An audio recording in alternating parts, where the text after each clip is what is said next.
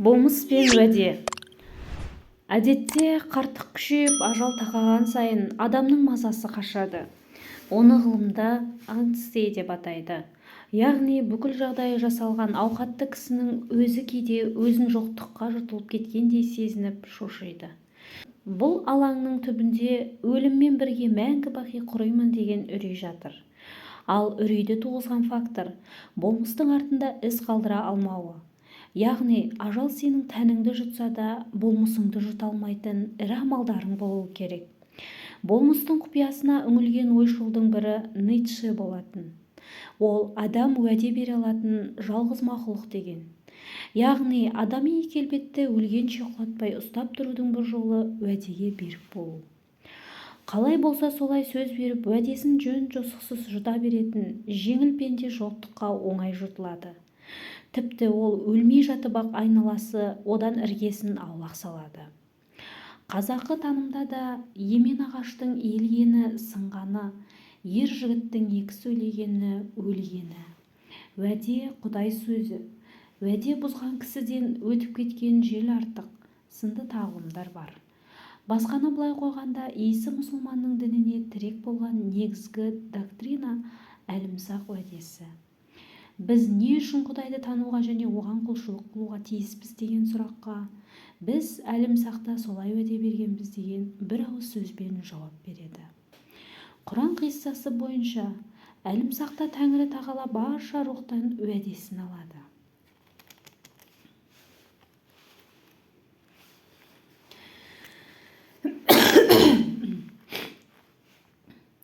Сендерді жаратып тәрбиелеуші ұлық Алла мен емеспін бе деп сұрайды. Барша рух әлбетте сенсің деп жауап береді. Ертең бәрің жер бетіне түсіп, тіршілік сынағына түскенде мені және маған берген уәделеріңді ұмытпайсыңдар ма деп сұрайды.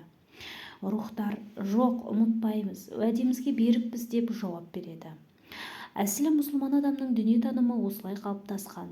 Болмыстың бойына уәдені беру және оны орындау деген адами қасиет осылайша дарыған деп түсінеді. Бейсеннің болмысын даралаған тағы бір фактор осы уәде фенонимі болған. Ол біреуге уәде бергенде есінен шығып кетпеуін қатаң қадағалаған. Кісімен сыйласқан кезде де уәдеге беріктігін бірінші орынға қояды. Тіпті кісіге сөз берген соң арнайы парақ ашып, уәдесін тіркеп отыратын. Осын әдетке айналдырды. Бірде мынадай оқиға болған. Беделді бір кісінің үстінен жала жабылып, ұзақ мерзімге түрмеге қамалады. Бейсен ол кісіні сырттай ғана таниды. Нақақ кеткенін білген соң оның отбасына көмектесіп тұруға бекінді. Бір күні әлгі кісінің ұлы үйленетін болады. Таразға келіссөзге Бейсен өзі барады. Келіссөз қыздың нағашысының үйінде өтеді. Артынша құдалық басталады. Қызды қолдан ұзатып әкелетін болады. Құдалық кезінде де ат жақсысы кермеде, ер жақсысы түрмеде деген. Жақсы ерлер қапаста жатқанда оларға қолдау көрсетуіміз керек. Атағымды алдыға салып, бас құда боп мен барайын деп ұсыныс айтады. Бірақ құдалық Қазақстан барысымен қатар келіп, жоралғыға бара алмай қалады. Арада ай өткен соң қыз жақ құдалыққа келеді. Сөз арасында қыздың әжесі: «Әй Бейсен, Таразға келгенде нағашыларының үйінен қайтыпсың.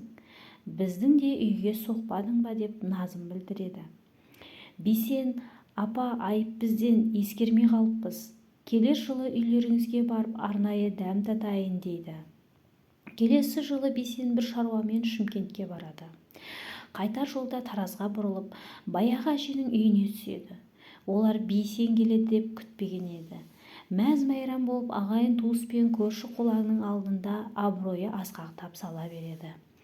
Қайтар жолда шопыры Бейсенге: «Аға, жол-жөнекей соға кеткеніңіз қандай жақсы болды. Құдалар кәдімгідей қуанып қалды ғой» дейді. Бейсен оған қарап: «Жолшыбай соға кеткен жоқпын, арнайы бардым. Былтыр кейуанаға уәде бердім ғой. Ағаштың иілгені сынғаны, ер жігіттің екі сөйлегені өлгені.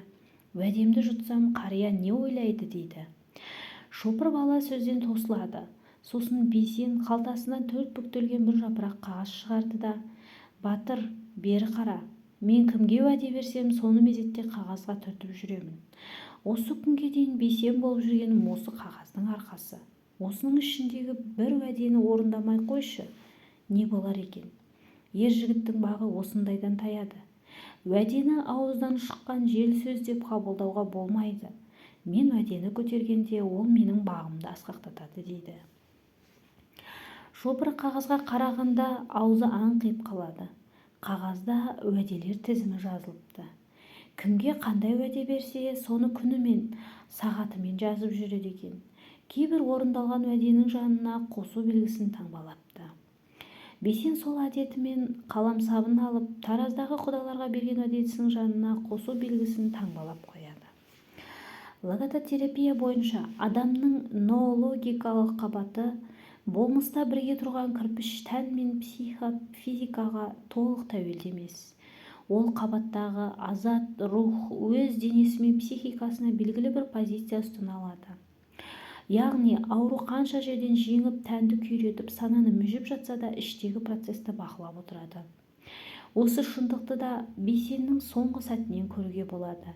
Ең соңғы әлсіреп, сансыраған сәтте орындалмай қалған бір уәдесі арын мазалайды. Оқиға былай болыпты.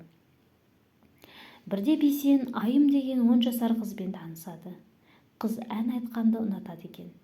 Бірақ бір қолы 5 жасында күйіп қалыпты. Қолындағы тыртығы көңілін мұңайтып тұрады. Бейсен оның басынан сипап, «Әй қызым, сен ерекше адам екенсің ғой. Құдай сені жұрттың ішінен ерекшелеп сынақ беріпті. Сол сынақпен қоса көмейіңе бұлбұл ұялатыпты. Саған көп мұңая бермей, бойыңдағы осы өнерді шығару керек. Әншілік өнерге бірге дайындалсақ қалай қарайсың?» дейді. Қыз қуанып кетеді. Бейсен әнші болу үшін ең алдымен көкірекке білім жинау керек. Әншіге жастар еліктейді. Танымал әнші надан болса, оның өнеріне бас ұрған аудиториясы да қараңғы болады. Сондықтан жұрттың алдына шығатын адам шамшырақ болып тұруы тиіс дейді. Сөйтеді де оған Алматыдан қайтқан бір сапарында әлдеден эпосқа дейін кітабын әкеліп сыйлайды. Менің ең алғаш кітапқа деген махаббатымды осылай ашты. Кітап оқып біткен соң менен мазмұнын сұрайтын. Сосын әр тақырыбын талдап түсіндіретін. Менің 2 қызым бар. Сен 3-ші қызым болдың деп маңдайымнан сүйіп еді дейді Айым бір естелігінде. Бейсен Айымды туған қызынан кем көрмейді. Талдықорғанға келген кезінде оған да арнайы уақыт бөліп әңгімелесетін. Түрлі жоспар құрып, Айымды үлкен сахнаға шығармақ болады. Қыз расымен де өте талантты еді. 18 жасқа толғанда мен сені үлкен сахнаға алып шығамын. Әзірге көкірегіңді білімге толтыра бер дейді. Кейін Бейсенді дерт меңдейді. Ұзақ уақыт Алматыда жатып емделеді. Бірақ күннен күнге халі нашарлай береді. Ажалдың аларын анық сезеді. Соңғы санаулы сағаттары қалады. Бірақ отбасына мұнысын білдірмейді. Көңілдеріне қаяу түсірмейін деп, ауруы жанына батса да үміті бар адамның сыңайын танытады. Бөлмеде жалғыз қалған сәтінде соңғы күшін жинап, телефонды қолына алады. Айымның анасына қоңырау шалып, «Құрдас, амансың ба? Мен ғой Бейсен, сенің алдыңда сәл ыңғайсыз болып қалды. Алдын ала кешірім сұрап алайын деп жатырмын. Айым қызымды сахнаның сәні қыламын деген уәдем бар еді. Өзің білесің ғой, берген уәдеме қаншалықты берік екенімді. Бірақ бұл жолы ырық менде емес сияқты. Айымға берген уәдем аяқсыз қалады-ау деп қорқып жатырмын. Егер сыртқы бір себеппен сөзім орындалмай қалып жатса, маған ренжімеңдер. Денсаулығым сыр бермесе, Айымның жұлдызының жанғанын бірге көріп, бірге қуансам ба деп едім. Соның реті келмейтін сияқты. Бірақ Әлия деген ақылды қызым бар. Бұл істі соған тапсырдым. Ол да уәдеге берік адам. Құдай қаласа, Әлия әпкесі орта жолда қалдырмас деп, әдемі астармен алыс сапарға аттанғалы жатқанын жеткізеді. Философияда кез келген адамның сүрген өмірінің бағасын шығарғанда, өлшемге не аламыз, оның мәнді өмір сүргенін қалай білеміз деген сұрақ бар.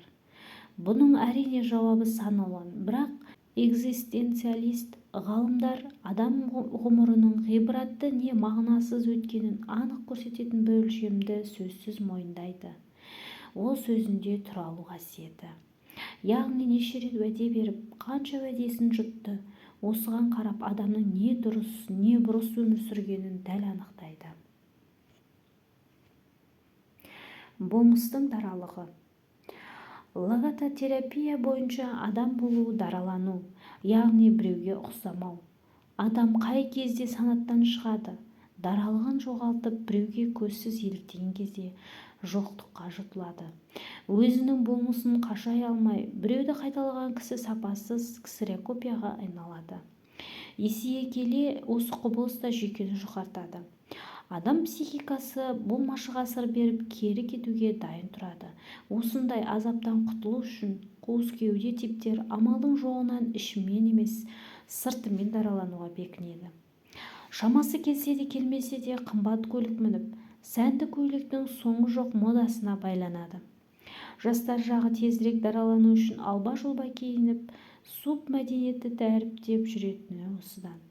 Яғни біреуге ұқсап кетсе, психикасы сырқырап қоя береді. Бұл бір шетінен дұрыс, бірақ түп негізде қате. Себебі адам іштен, яғни субъективті негізде дараланып тұруы керек. Тәңірден өзіне ғана жеке дара берілген адами қасиетін қашап үйренген тұлға сыртқы киіммен даралануға тырыспайды. Тіпті ондай тұлғаның үстіне қанарғаптан көйлек тігіп берсең де, болмысы жарқырап көптің көзіне бірден түседі.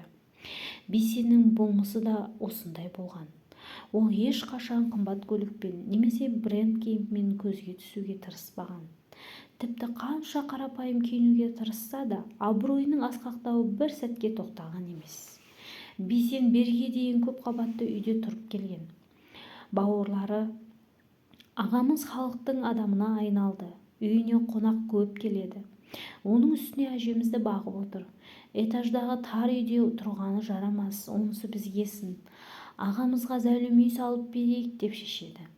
Бейсен келіседі, бірақ бір шартын айтады. Коттедж саламын деп әуре болмаңдар. Айналамдағы көршінің бәрі қарапайым үйде тұрады. Менің үйім олардан биік болмасын дейді. Кейін құрылысшылар, ағасы, үйді 2 этаж көтерейік, іргетасын мықты етіп құйып едік. Бір қабатты үйге мынадай іргетас қор болады деп өтініп көреді. Бірақ Бейсен райынан қайтқан жоқ. Барар жері әркімнің топырақ болса бір уыс, не қылады үйлерін көкке жеткен көп қуыс деп шәкәрімнен бір шумақ келтіреді. Бейсен ағасының қарапайым киінгенін көріп, аға, елдің алдына көп шығасыз. Барбери, Брони, Хага Босс, Кэлвин Клейн, ең болмаса Арманидің киімін киіп жүрмейсіз бе дейтін бизнесмен жігіттерде жиі кездескен. Ондайда Бейсен жақында ғана Мәулана Румидің мынадай сөзін оқып едім. Қаншама киім көрдім, ішінде адам жоқ. Қаншама адам көрдім, үстінде киімі жоқ деген. Сол киімге лайықпын ба өзі, жоқ па, соны білмей жүрмін деп күлетін де қоятын. Әрине ол жұмсақ адам болатын, біреудің көңіліне кеп қалар деп айыбын тіке айтпайтын. Киімнен культ жасаған жігіттерге бұл надандық, ақылды азамат киіммен емес, ақыл парасатымен жарқырап тұруы керек деген ойды өзінің киіну үлгісімен жеткізуге тырысатын. Бейсен 1995 жылы айкидомен айналысады. Залдан шықпай-ақ 2-3 жыл тыңғылықты жаттығады.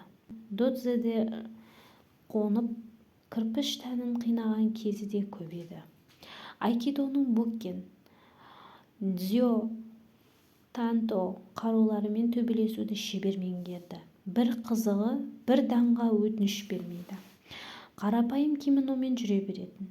Шығыс жекпе-жек өнерінде қара белбеу немесе қоңыр белбеуді қорғаған соң, шәкірттер қара кимоно, қоңыр кимоно киіп өзгелерден ерекшеленіп тұратын. Яғни жаттығу залындағы шәкірттердің киіміне қарап, олардың дәрежесін оңай анықтайсыз.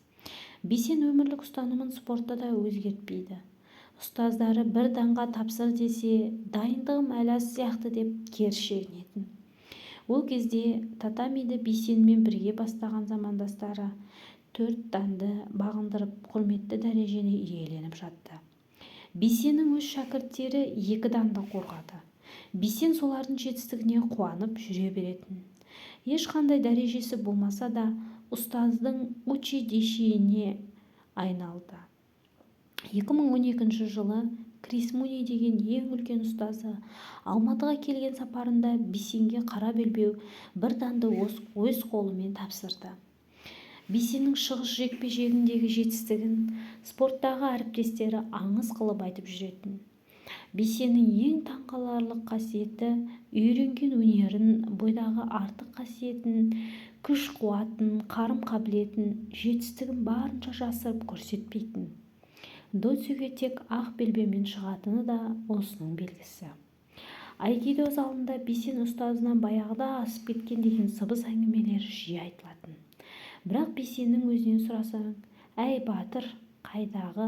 Мен мықты болсам 1 данды баяғыдағы иеленіп алар едім. Маған әлі де дайындалу керек деп кішіпейіл мінезінен танбайтын. Інілеріне, доцеде тек сен үйренуші болуың керек. Егер үйретуші боламын деген пиғылға ұрынсаң, ештеңе ала алмай қаласың дейтін. Мүмкін оның қара белбеумен шектелуді мақсат тұтпай жүруінің сыры да осы шығар. Ақыл мен ар. Әдетте елдің дені бұл дүниеде ұтысқа шығып, бақытты болу үшін білімді болуға тырысады. Білімді болу ақылмен байланысты. Адам саналы түрде пайдалы ақпаратқа фокус жасап, ерінбей оқып-тоғып оны сіңіріп алады. Білімді болған сайын өзіне сенімділігі артып, 2 аяғын нық басады. Жалпы білімді болу ешқашан насихаттан түскен емес. Қоғамды қараңғылыққа тартып әкететін надандықпен де білім күреседі. Бірақ экзистенциализм осы арада бір нәзік нүктені дәл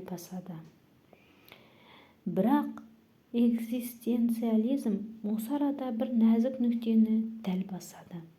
Адам ғылым мен білімді объективті әлемнен суырған кезде тек қана ақылға сүйенбейді. Дүниені дұрыстанып, ақиқатты қапысыз ажыратып, оны дәл керегіне жарату ісіне ақылмен бірге ар-ұят та теңдей дәрежеде қатысады дейді. Бұл теорияны күні кеше өмірден өткен қарт әжесі болған кісілер бірден біледі. Олар соғыс кезінде жарытып білім алмаған. 5-6 кластық біліммен совхоз басқарған. Яғни білім жетіспей қалған тұсты ардың күші интуициямен толтырған. 21 ғасырдағы интернеттің жетістігі өмірге әртүрлі білім көздерін қамыстай қаулатты. 21 ғасырдағы интернеттің жетістігі өмірге әртүрлі білім көздерін қамыстай қаулатты. Бұл білім құмар жастардың жаппай оқуға ұмтылуына жол ашты. Бірнеше тіл білу қалыпты саналды. Бірақ осы тұста қауіпті бір тенденция белең алды. Бақытты өмір сүру үшін ақылды болсаң жетіп жатыр. Керісінше ұялшақтық зиян екен. Адамның бағын байлап жолын тосады деген ұран нигилизм толқынын туғызды. Соның кесірінен өте білімді, бірақ арсыз адамның қарасы қалыңдады. Осыған орай ғылымда интеллектуализм мен экзистенциализмнің жекпе-жегі деген ой-пікір де жиі айтылды. Себебі өте білімді адамдар өмір аяқталып тіршіліктің есебін берер кезде өкінішке ұрынды. Білімнің күшімен бақытты өмір сүремін деп өмірін мағынасыз өткізіп алған адамдар ажалмен бетпе-бет келуден қорықты. Ал керісінше аса білімді болмаса да арлы адамдар өмірді жеңіспен аяқтады. Тіпті өмірінің жартысын кітапханада өткізген кейбір адамдар қоғамға соқыр тиын пайдасын тигізбеген күйі өмірден үсті-үстіз өтіп кетті. Осыған орай белсіз интеллектуализм деген термин шықты. Ақпаратты бірнеше тілде оңай алатын жалынды жастар осының құрбанына айналады. Яғни өте ақылды һәм білімді бола тұра надандықпен күресу деген ең басты адамдық миссиясын мойнына ала алмады. Оны шәкәрім қажы адамдық борыш деп те атаған. Ойшыл Платон да осы жайында надан кісі білмейтін нәрсесін жөн-жосықсыз айта берсе, ол надандық. ал білімді кісі біле тұра айтпаса, ол надандықтың атасы дейді. Осының бәрі ар-ұяттың күшін қолданбаудан басталған. Арды қолдан тұншықтырмасаң, ол білімді азаматты надандықпен қашан күресесің деп мазалап тұрады. Бейсеннің болмысы интеллектуал тұлға емес. Ол академиялық карьера жасауға ешқашан қызықпаған. Орта білімді ауылда алған, университетті сырттай оқыған. Көп уақыты спортқа кеткен. Кейін қызметі өскенде жұмысын дамыту үшін кәсібімен байланысты арнайы кітаптарды іздеп оқыған. Бірақ оның басты қаруы білім мен білік емес, ар-ұяты еді. Шәкәрімше айтқанда, адамдық борышың халқыңа еңбек қыл, ақ жолдан айнымай, ар сақта, оны біл. Ар-ұятына бекем болған адамның қандай дәрежеде қуатты болатынын Бейсенге қарап білуге болады. Батыста білім алып бірнеше тілде еркін сөйлейтін бірде-бір интеллектуал онымен шендесе алмайды. Ол ардың әміріне құлақ түрген кезде оқып отырған кітабын тастап шығып кететін болған. Ол 2011 жылы қазақ қоғамының шапшаң наданданып бара жатқанын бірден байқайды. Әсіресе жас буынның табансыз, алауыз болуы оның жүрегін ауыртқан. Осы надандану процесін тоқтату үшін рухани майданға саналы түрде келген.